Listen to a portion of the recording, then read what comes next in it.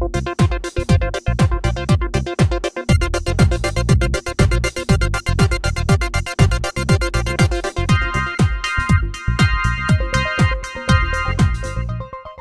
watching Talking About. I'm John Griffith. And I'm JC Alvarez.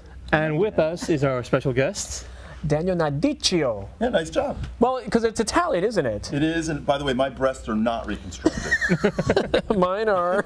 I wouldn't mind it, to be honest with you, a little lift. I'm 45. I get criticized for my breasts all the time. You have nice breasts. That Jennifer Lopez thing you were saying really got me a little confused today, I gotta be honest. I'm over there like, what the hell? Well, the funny thing about it is that I don't even know why we're talking about breasts with you, because you are one of the well-known masterminds behind tell me. Getting Levi Johnson naked for Playgirl magazine. Oh my goodness. That would be probably my claim to fame. One of my, probably the biggest thing. Yeah. So you are associated, of course, with that Publications Playgirl. Yes. Yes. Playgirl. I recently quit. Actually, I was VP of marketing for Playgirl. And I quit because now I do marketing for other companies. Right. So I work with other companies. And it's sort of it's a really interesting anatomy, if you would, that entire industry, because anatomy. Well, I mean, it's like when you really think about, like, you know, that publishing world. It's there really is a certain, that is what it is. Well, publishing is changing. Yes. But it's always been really interesting to me that there's such a market for those types of dick. Thank you. I was looking. Well, let's face it, porn pushes the whole industry forward, the internet. It basically causes innovation. Right. So yeah, there's a lot of money in it still, but it's just become much more democratized with things like Cam 4, where anyone can be on it. As a matter of fact, I think I saw you a couple weeks ago on Cam 4 with your own cam. But anyway, yeah, so it's a much more democratized, and I think that's what's going to continue to happen. I think television is about to happen, where everyone will have a TV show. Everyone will have their own channel. Absolutely, absolutely. That's the new revolution. Yeah, exactly. YouTube's getting into it. Google's getting into it. You know, I'll be getting. We'll all be. Yeah, we're already here. Yeah, you're already. Yeah, exactly. We all live our lives. By the way, this is really cush. Like, I had a cable access show, and it wasn't this cush at all. We spare no expense. Yeah. We had megaphones. You guys have microphones. I had to be like, and we'll be right back.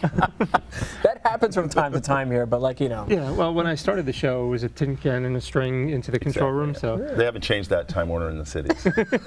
So how has the industry changed as far as, like, besides the actual publishing of magazines and so forth? Do you see a change in how people digest? Because I don't even consider that pornography. Well, do we call that? Playgirl is pornography, yeah, totally. Do we really? Do we call it, It's much more disposable. I mean, things happen really fast now because of the internet. So if someone, like a celebrity, gets naked, it's big for about 2 days and then it's over. Remember the old days, like when Marilyn Monroe was? It would be something people talk about. It was a huge event. J-Lo, it was like 3 days. Yeah, I have the Nancy Sinatra issue of Playboy. Lindsay Lohan. When Lindsay Lohan did it, it was. You're absolutely right. It was 3 days. It was over. But when Nancy Sinatra did it, because I have that issue, because I was very curious, that was like going on forever in the trades. Everyone was talking about that. Now it's just like over like that. Yeah. But the world's more disposable. The culture's disposable now. We have cultural amnesia. Something happens 6 months later, we don't remember it. Is there have you noticed, because you were so much involved and so much in demand with the sort of nude male market? Or the gay market. I'm a connoisseur, as it were. Yes. You're an expert of the male physique. I've been called that before. Yeah, I guess. Yeah. You know, manager of the male physique. Was there more of a demand, or did you see it similar as to, you know, what the female and the male industry wanted, as far as, like, were the men drawing just as much as the females? Were the men drawing? Well, I think there's less need for gay porn, for sure, but Levi was for everyone. Right. So it was very democratized. There were people were guys curious that wanted about to see. that? They were, yeah, of course. Yeah. I mean, he never showed the front. He didn't show his penis. And still the magazine sold really well. It was a decent butt. Yeah, it was nice and up close and it's like, uncensored. Oh. Yeah. It was like, I hit that. But I think women don't really digest porn as much as they say, or as much as it's said. Or admit. Or admit, but I still don't think they do. I mean, I think the demographics of Playgirl was really very few women. Maybe bachelorette parties, but women don't really know. I think so. Did you ever have somebody that you wanted to appear in the publication that didn't? All the time. All the time. I'd ask people all the time, and that was my job. I mean, I'd go to someone, Chris Humphreys, you know, the guy, I asked him, you know, it'd be different people. I'd ask Cord Overstreet. I mean, people that I really wanted to see naked that said no. But all the time it happened. But, you know, you just sort of, what did you cast your net wide and far, and you hope for what you can get. And occasionally I'd get a little bite here and there. You don't get a yes if you don't ask. Exactly, exactly. So, but I love the job. It was a great job. Absolutely. It just had to end. Absolutely. Now, how have you changed and now gotten ready for this next phase of your Well, I like marketing a lot, so I've decided to start doing more marketing for companies. So I work with different companies on marketing, and I also do parties for a living. I'm known as a nightlife promoter, and that's kind of what I really am focusing on. Yeah, you got a couple events that are happening in the city often. Tonight. Yeah. Tonight I have one at Highline Ballroom, so that's kind of taking my time. So I do that. It's like I'm starting more website stuff. I'm really developing a website marketing. Social media is really fascinating me right now. The whole social media thing is just so much fun. Yeah, it's skyrocketing. It's really taking over. What are some of the sites that you have your hand in right now? Well, I'm working with like the Belvedere Hotel in Fire Island, the Ice Palace in Fire Island. I'm working with the Key West, the Island House, to do their social media plans for them. So that's what I'm doing right now. But I'm not. I started a website, dlist.com, a social network, a few years ago. But I haven't really wanted to start my own like social network anymore. And are you specifically targeting the gay market? Yeah. Has that always been? Yeah, well, companies want to break into the gay market, and I'm the guy to do it. We're becoming so mainstream. Yeah, totally with the pink dollar. What do they call it? Dinks? Dual income, no kids? Yeah. It's really propelled us almost to a whole new group, if you would. Like, you know how there's that 18 to 35, that's a major consumer. Absolutely. Now they're actually really now we're trying to marry, though, and I'm like, why? You got all this money. Why are you going to get married? You know what I mean? Oh, it ain't so bad. Are you married? No. No. It's the pain of my existence. I asked my boyfriend, he was like, nah. He didn't want it really, so unromantic. I was like, we should get married. He's like, nah, let's not bother. I'm like, all right. He's like, why? Exactly. He's like, why? I get the milk for free. Now, you also recently are on a lot of people's radar because you pursued one particular A-lister for a spread in Playgirl. I didn't. You mean Austin from the A-list? Well, actually, I didn't pursue him. He pursued me. That's the common misconception. Interesting. Austin wanted the storyline for the show, but I played along with it because it's great for Playgirl and because I like to get my mug on TV. You know what I mean? A handsome mug it is. And I was like, 3 times, I had a character arc, a short character arc of 3 episodes, but I knew from the beginning he didn't want to do it. Interesting. Recently he emailed me saying, I want to talk to you about something, so she probably needs a little more, zhuzh in her career, so she's like trying to flagellate that dying old career. What a pain in the ass that was. But what an ass that was. Yeah, he looked good naked, I have to get that. Yeah. You probably are so like, did you have to like, have you desensitized to the whole sort of like looking at? Never. Interesting. No. I mean, it's weird. Like, I'm around naked people a lot, and I like a lot, and I never get tired of it. No. I mean, I sort of feel like when people say like gynecologist, like someone says like I dated a gynecologist, and I think when he gets home, is he tired of seeing? What guy's tired of seeing vagina? There's a lot of things I'm tired of seeing. You know what I mean? But not vagina or not penis in my case. Yes. Or just naked people. I love the whole. You had Stormy Leather on here before. Great friend of mine. I love her. Yeah. I mean, I just that whole thing. I love it. It's great. It's I'm one of those people that I don't have any problems with sexuality. I don't have any problems with other people's nudity, but I myself am not comfortable naked. Well, why don't you do it right now for me? No. What do you think? This is like an audition here. Well, I'm also. Oh, I just possibly couldn't. Exactly. You asked me to before, but. We could get Stormy's tassels. Yeah, but I'm always fascinated by how comfortable some people are in the buff. A lot of people love it. Yeah. A lot of people didn't get love as children. Yeah. So that's that's what they do. I'm doing a New York Boylesque Festival, which is April 27th to 28th. 2 days of just nonstop guys stripping, and that's like my dream. I mean, I can just die after that. On March or May 1st, I'll just like. That's I've seen it all.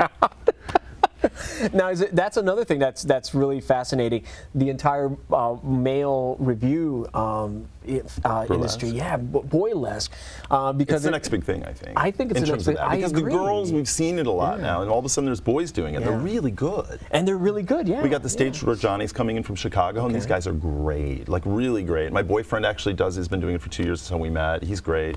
Brilliant. So there's a lot of really good guys doing it. So where's that going to happen? At Friday night, the 27th at Tammany Hall in the East Village, and then Saturday is at Rebel Nightclub in Brilliant. like Hell's Kitchen area. Yeah, is there going to be like just a cover charge, like a general cover? It's a 2-day festival. You can buy a pass for the whole thing. It's really cheap and cheerful because it's the first one, and people come for festivals, like the performers, they just want to be in it. So we're like, we'll keep it low price. People can come see these guys, but they're really good. Like some of them are really, like it raises it to an art form, like stripping. Boylesque has a real history, and I don't know it. I don't care. I'm just like taking pictures.